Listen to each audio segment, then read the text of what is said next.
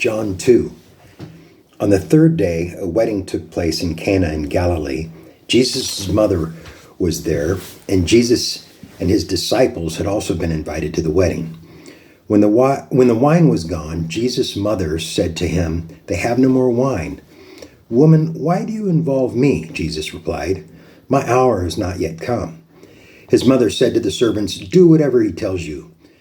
Nearby stood 6 stone water jars, the kind used by the Jews for ceremonial washing, each holding from 20 to 30 gallons. Jesus said to the servants, "Fill the jars with water." So they filled them to the brim.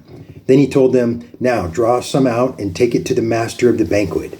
They did so, and the master of the banquet tasted the water that had been turned into wine.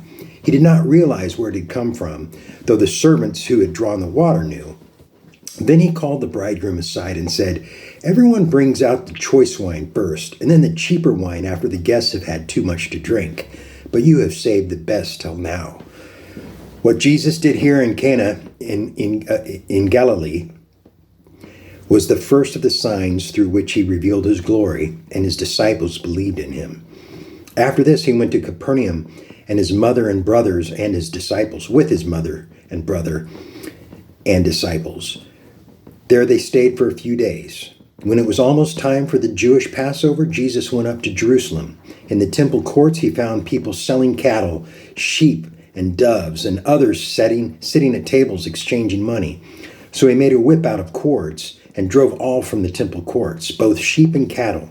He scattered the coins over the money changers and overturned their tables. To those who sold doves, he said, "Get these out of here.